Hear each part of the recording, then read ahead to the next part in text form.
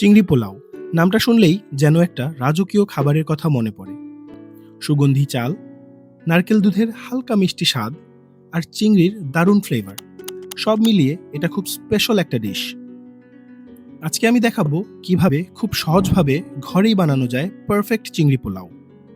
এখানে আমরা ব্যবহার করব চিংড়ির ব্রথ, চিনি গুঁড়া চাল আর নারিকেলের দুধ, যা এই পোলাওকে দিবে অসাধারণ ফ্লেভার আর টেক্সচার। আমি Mahfuzur Rahman, welcome to my channel দি রসই কিং।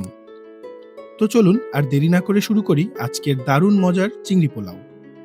প্রথমে আমি 1 কেজি চিংড়ি ভালো করে ধুয়ে কেটে পরিষ্কার করে নিয়েছি। পরিষ্কার করার সময় অবশ্যই মাছের মাথার ময়লা আর ভিতরের রগটাও বের করে ফেলে দিতে হবে।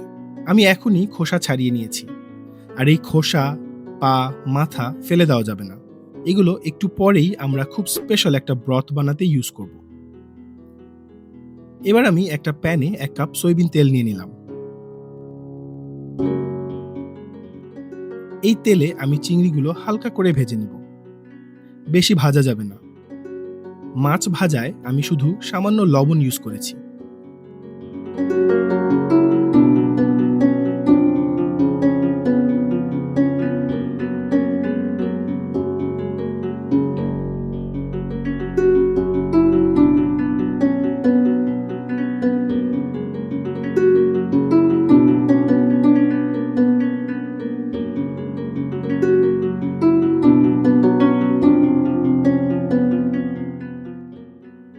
ভাজা মাছগুলো আমি তুলে রাখছি।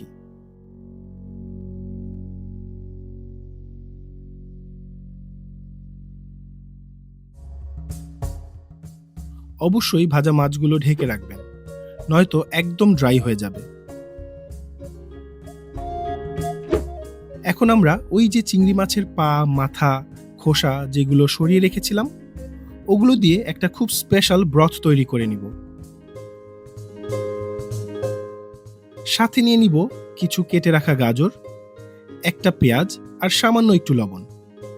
এই সব কিছু আমি 15 থেকে 20 মিনিট বয়েল করে নিব।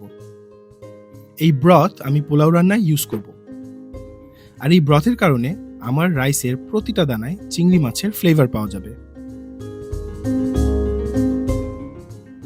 আমি চিংড়ি ভাজার তেলটা হাঁড়িতে নিয়ে নিলাম, সাথে কিছুটা বেরেস্তা ভাজা তেলও ছিল, ওটাও নিয়ে নিলাম।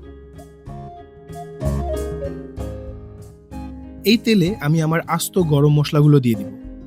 এতে আছে 2টা তেজপাতা, 5-6টা এলাচ, 4-5টা লবঙ্গ আর 2-3টা দারচিনি। আর কিচ্ছু লাগবে না, একদম বেসিক গরম মশলাতেই এই রান্না হয়ে যাবে। এই মশলাগুলো 2-1 মিনিট ভেজে নিব। তারপর আমি অ্যাড করে দিব 1/2 কাপ পেঁয়াজ কুচি।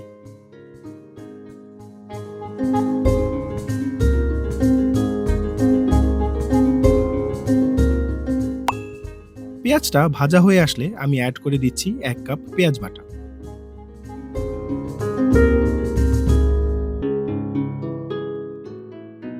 খুব ভালো করে কষাতে হবে।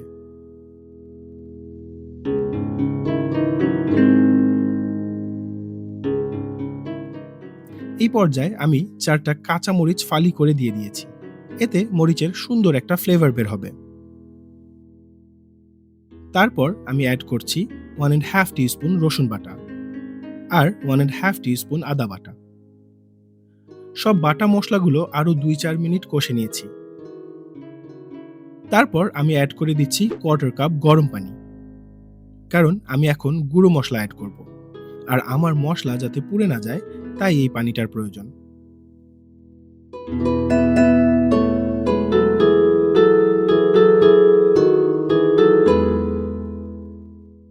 গুঁড়ো মরিচ দিয়েছি 1.5 টিস্পুন, ধনে গুঁড়ো 1 টিস্পুন, জিরা গুঁড়ো about 1.5 টিস্পুন।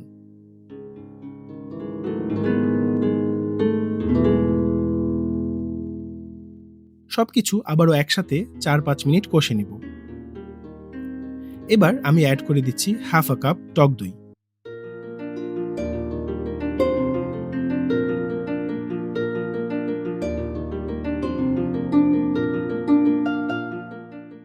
টক দই সব মশলার সাথে ভালো করে কষে আমি অ্যাড করে দিচ্ছি পরিমাণ মতো লবণ, আর সাথে দিচ্ছি হাফ টিস্পুন চিনি।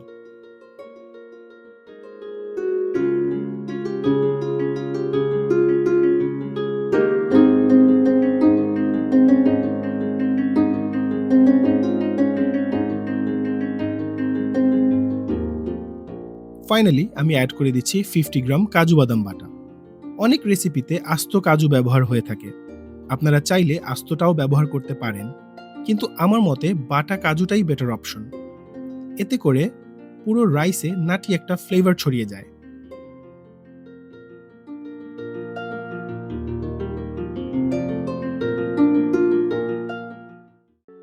বাস, এখন আমার ভেজে রাখা চিংড়িগুলো এই মশলার সাথে কষে নিব।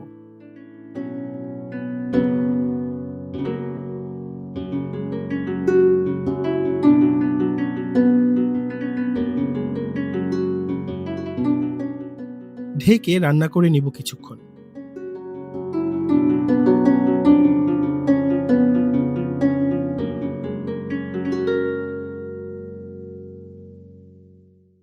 খুব বেশিক্ষণ কষানো যাবে না, অ্যাপ্রক্সিমেটলি 7 থেকে 8 মিনিট লেগেছে আমার।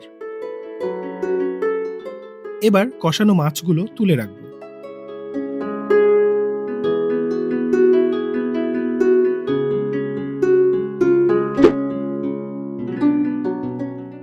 সাথে অর্ধেকটা মশলাও তুলে রাখবো।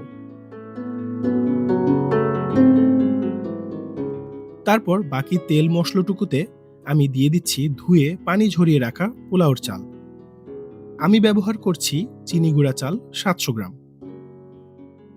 চালগুলো ভালো করে ভেজে নিব মশলার সাথে।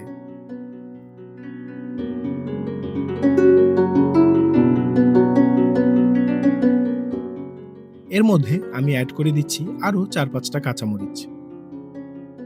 চাল যখন ফুলে অলমোস্ট ডাবল হয়ে আসবে, বুঝবেন আপনার চাল ভাজা হয়ে গেছে। আমার চালের মাপ অনুযায়ী 4 কাপ পানি লাগবে। প্রথমে আমি আগে থেকে প্রিপেয়ার করে রাখা ব্রথ ইউজ করছি 2 কাপ। সাথে আমি অ্যাড করে দিচ্ছি নারকেলের দুধ আরো 2 কাপ।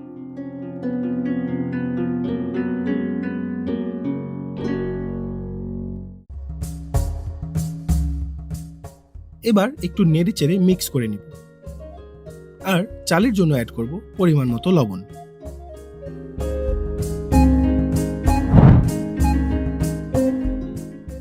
ওয়েট করব পানি টেনে আসা পর্যন্ত।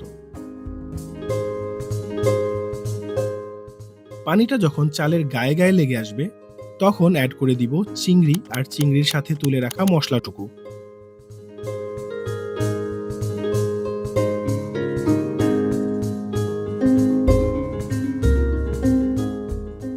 ঢেকে দমে রেখে দিব 15 থেকে 20 মিনিট।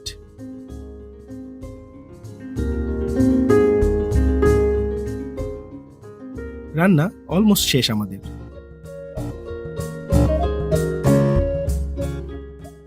এবার নেড়েচেড়ে মিক্স করে নিব।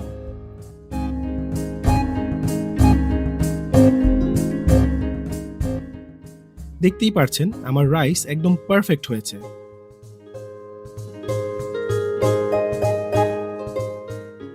অ্যাড করে দিব আরো 6-7টা কাঁচামরিচ, হাফ কাপ বেরেস্তা,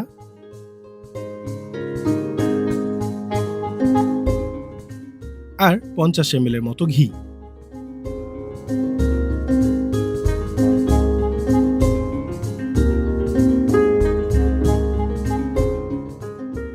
ঢেকে আর 5 মিনিট রেখে দিলেই হয়ে গেল আমাদের মজাদার স্পেশাল চিংড়ি পোলাও। আশা করি রেসিপিটা আপনাদের ভালো লেগেছে, আর ভালো লাগলে অবশ্যই আমাকে কমেন্ট সেকশনে জানাবেন।